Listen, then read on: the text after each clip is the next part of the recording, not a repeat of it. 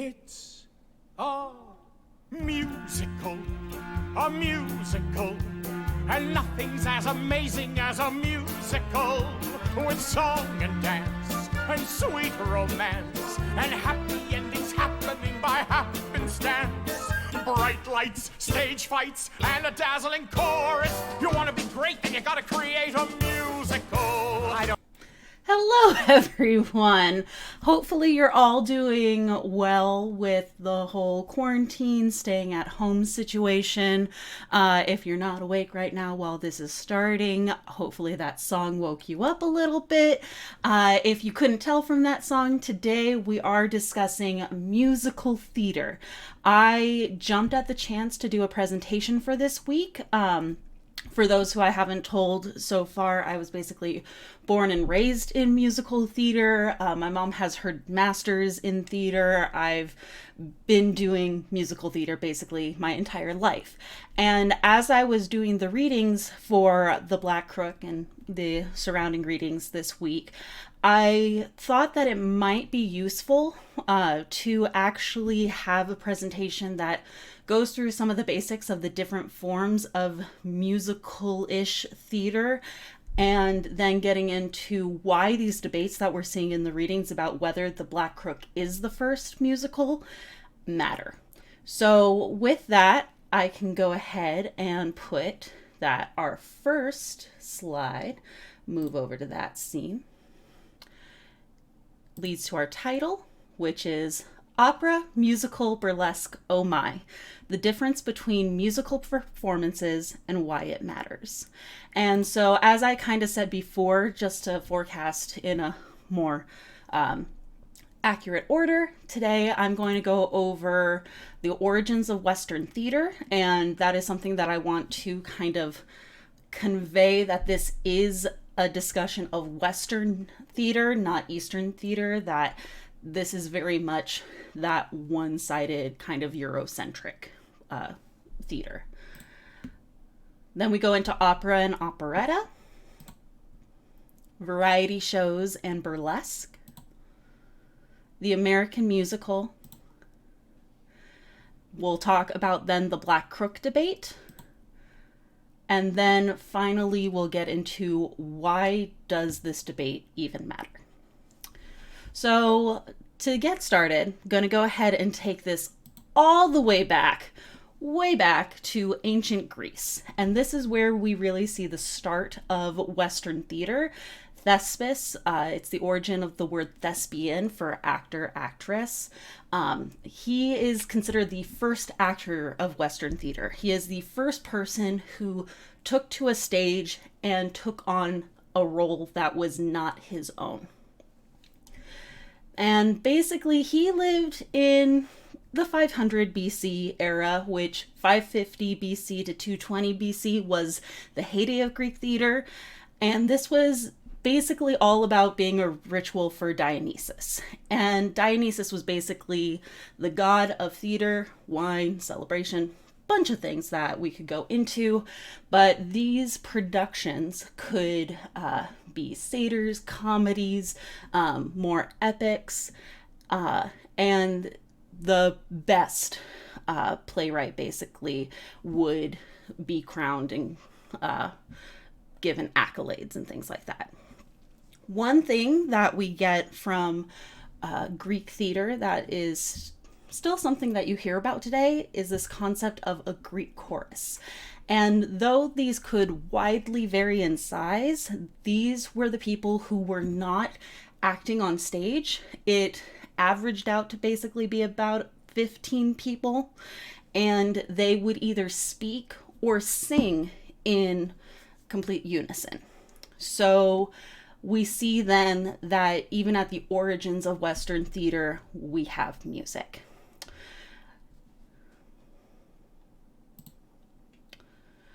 So we start with having music in Western theater, but what about opera and operetta? I'm pretty sure everyone's familiar with the term opera and the fact that you just sing throughout the entire thing. Usually it's not in English, right? So let's talk about these two terms here. First is opera. And I have definitions for each of these terms. So, opera is an extended dramatic composition in which all parts are sung to instrumental accompaniment that usually includes arias, choruses, and recitatives, and that sometimes includes ballet. So, there's several names for different forms of songs here: arias, choruses. So you could have the entire chorus singing together. There's often a baritone singer, a soprano, usually an alto is the evil character. This is my cat, Nicolas Cage, who has decided that if I'm talking to the camera, it must mean it's his time for attention. And most people, if they haven't seen an opera, have seen like the Bugs Bunny cartoon or someone making fun of that opera style. It's a very full, involved voice. And so part of the reason that we don't often hear operas in English is that the opera as a form actually originated in Italy in 1598 with Jacopo Peri's Daphne. Unfortunately, this opera has pretty much been lost. There are parts that still exist, but it does not exist anywhere in its entirety. And that would be my cat deciding to press on the mic. But he's right, Nicholas, good job, that it is time to discuss then operetta. And an operetta is a short opera. And so usually these are like comedies, they deal with lighter matters and themes, and they can have some spoken dialogue.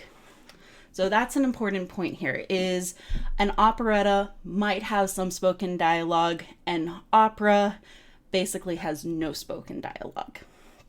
And probably the most famous operatic works of operetta works were by the Americans Gilbert and Sullivan, and they wrote 14 from 1871 to 1896.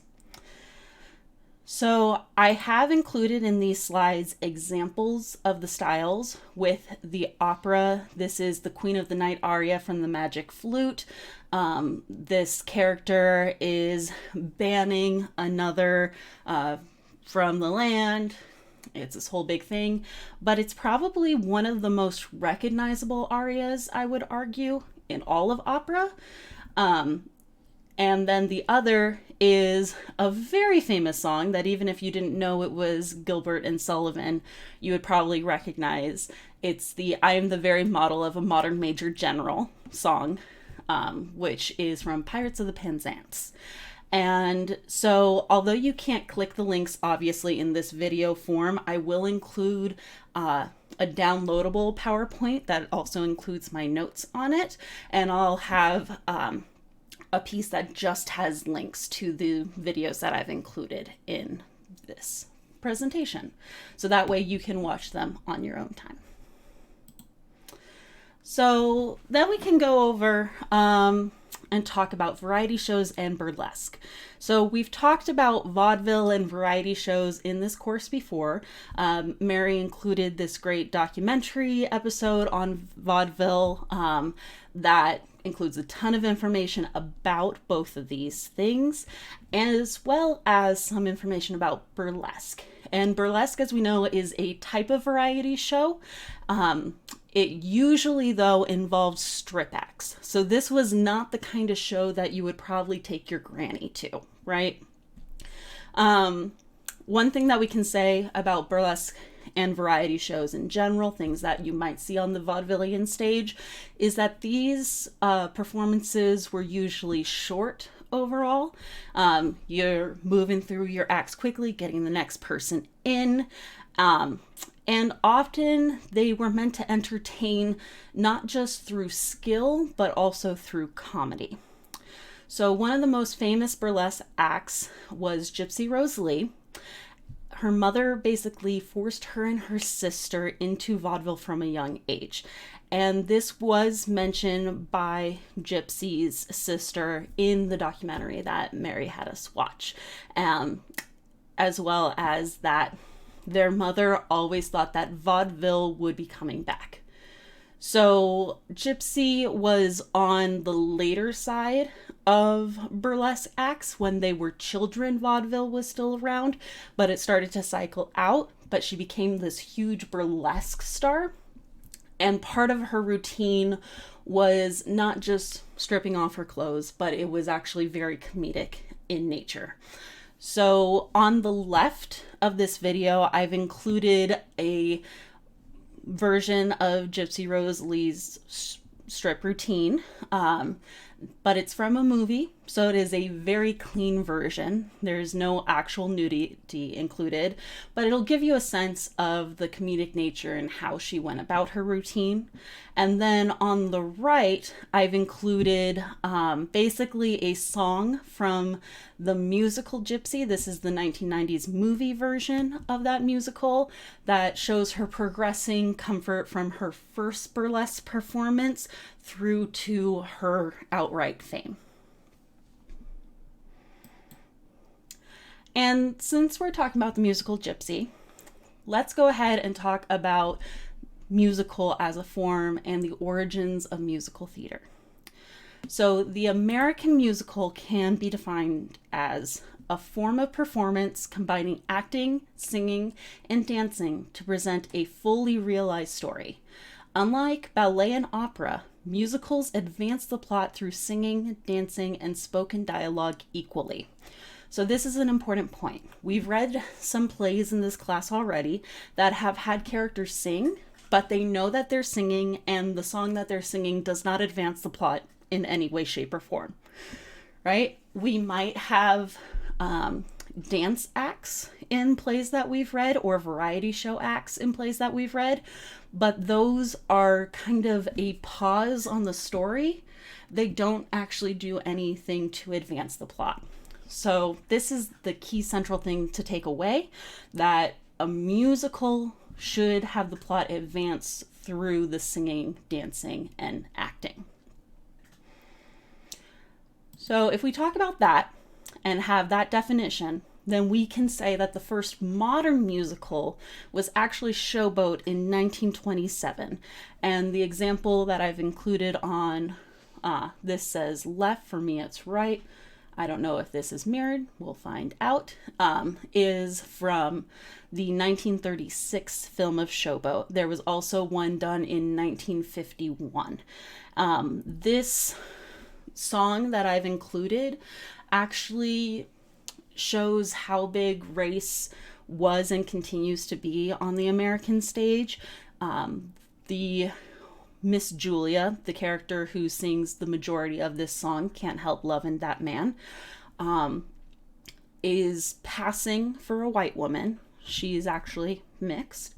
And it's actually singing this song, which is considered to be well known among African Americans, but not among whites, that gives her away and makes it so that she and her husband actually have to leave the showboat.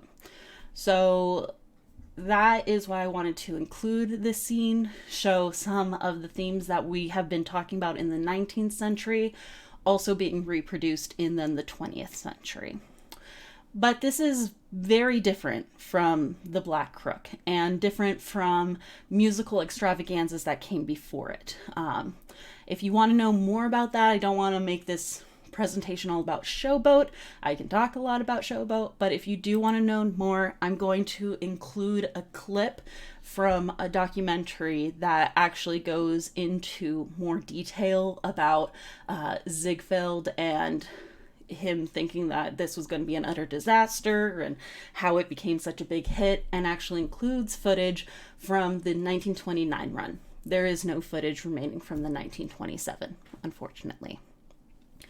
And though we can say that the first modern musical came about in 1927, we should note that the first Tony Awards, where musicals, theatrical performances receive the Tony for their performance, would not actually occur until 1947. And I believe the first Tony for Best Musical Performance went to Kiss Me, Kate. Correct me if I'm wrong. That's just off the top of my head. So, if Showboat was the first modern musical, What is the Black Crook? We know that the Black Crook was first performed in 1866 in New York, and that it was used as a story upon which the talents of a European ballet troupe, who became stranded in the US without a show, could be placed. So this is an interesting point of contention here, that the story was written 2 years prior, had basically been submitted and just been sitting around, and then when the theater owners procured this ballet troupe, this group of dancers whose theater had burned down, they went, hey, this show is something that we could use to showcase the talent of these people. There were many song adaptations, so that's like a popular song being adapted for the show, but there were also original works written for it, like the song You Naughty Naughty Men, and I've included a version of that song. This is a contemporary version. I couldn't find any that were actually part of older performances, but definitely in this version, it's clearly comedic and it's toying with the line of indecency. It's all about, I know what you men want, you men are so naughty, that kind of thing. So that gets us to the question that we see over and over again in our readings. That comes up again and again. If you just search the Black Crook, this question comes up a lot. Was this actually the first musical? People are debating this. They're having arguments about it. And I want to know, why does this matter? So when I was thinking about this question of why does it matter, I basically came up with two real reasons why people would debate so strongly and feel so strongly about this. The first is the matter of nationality, and the second is the matter of social class. And I've included this picture here. It is from Hamilton, not only because of the New York connection, Hamilton taking place in New York, but also because nationality and social class are still issues that we see in contemporary theater. So when we are reading a play, going to see a musical, watching a movie, the question that I think should always be in the back of our mind is, who is this for? So let's get into this question then of nationality.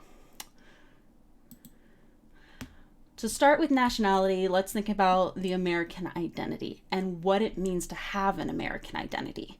This is the 19th century. The Revolutionary War was won less than 100 years prior. And Americans were looking for a sense of self. This is also the century where the first American dictionary came out. It came out in 1806, 6 years before this play, but we're still seeing similar issues. And the American dictionary changed words from English spellings, like color spelled O-U to color O-R, no U, and theater spelled from an R-E ending to an E-R ending, and different things like this, where spellings were changed for words to make them distinct from a British English language, making the American English a distinct form of English and giving the Americans an identity separate from their English roots.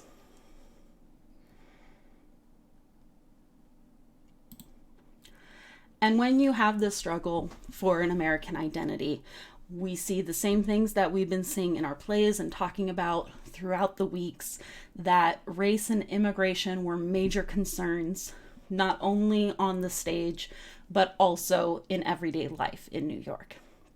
That people were worried about immigrants coming in and not assimilating into an American culture.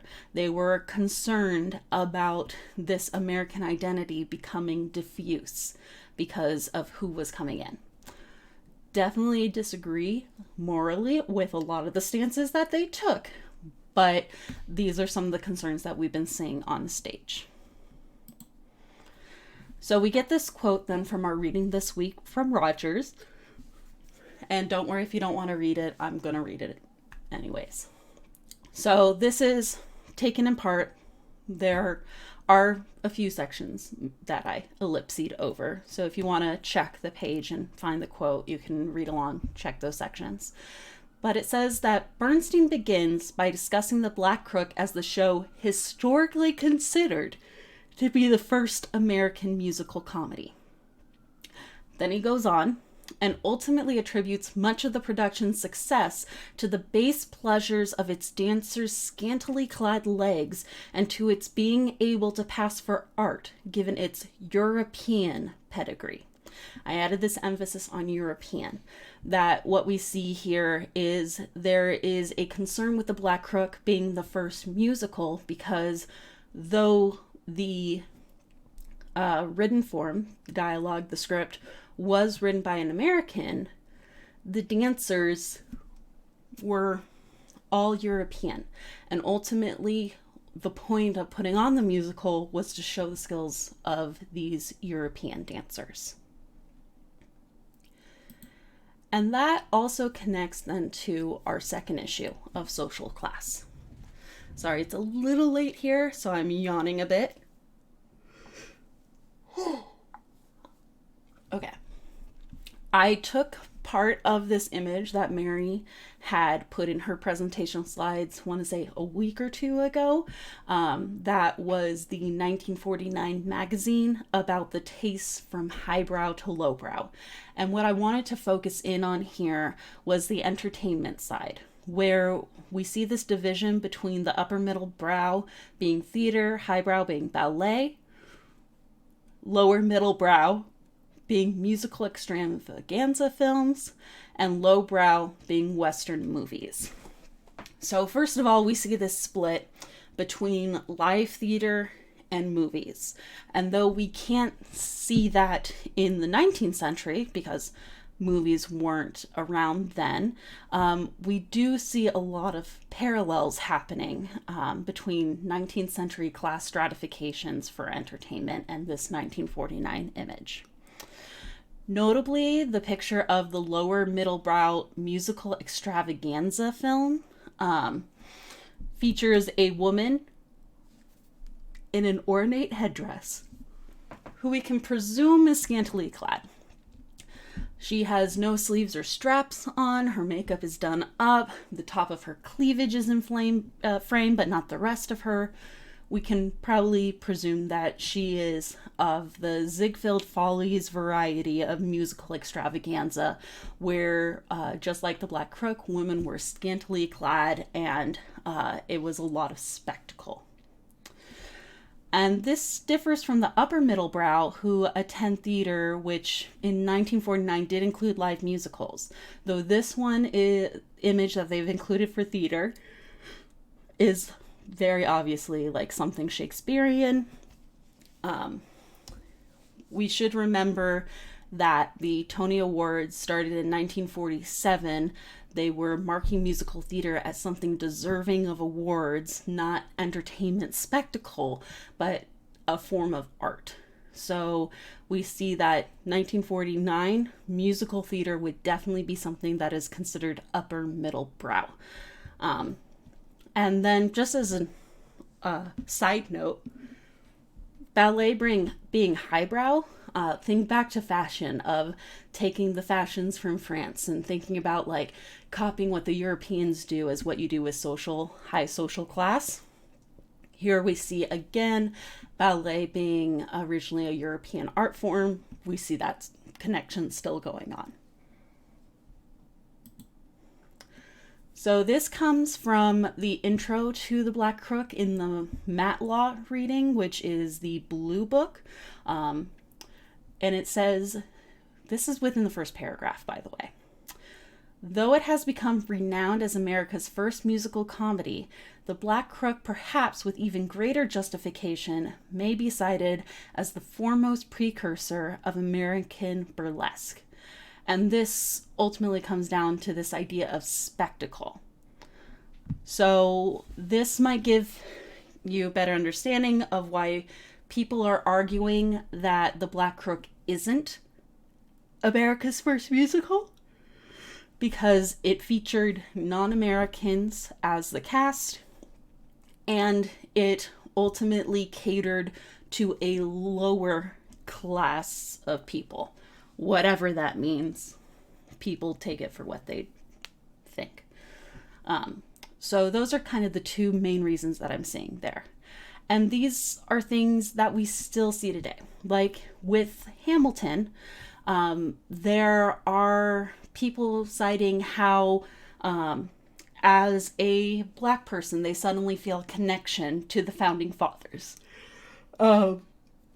Making kids interested in history and things like that, which all sound great. It seems like a musical that is really more for everyone. But at the same time, we need to consider that if you want to see Hamilton on Broadway, tickets are extremely expensive. And unless you have like a grant or you win the lottery, you're probably not going to be seeing that show. So we get this dualism there of Hamilton being a musical for everyone, but we still see these separations happening as well. So that's basically the end of my presentation here.